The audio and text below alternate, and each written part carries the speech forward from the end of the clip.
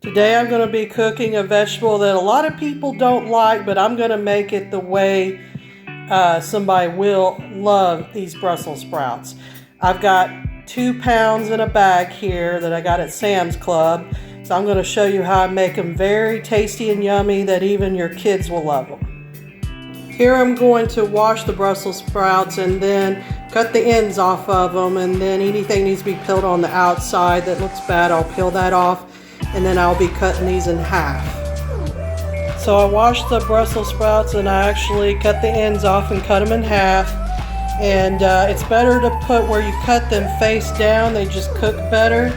As you can see here, I got it face down.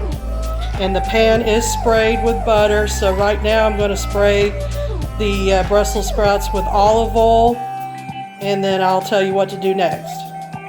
I have 1 pound of hardwood smoked bacon here that I'm going to break off into pieces. And you don't have to use the whole thing, it's just completely up to you.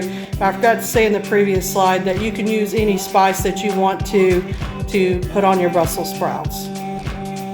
As you can see, I laid the baking over the Brussels sprouts here, so that's going to give them some really good flavor.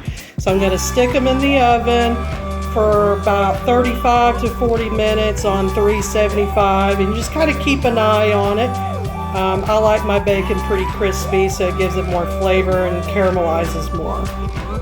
The Brussels sprouts are done cooking.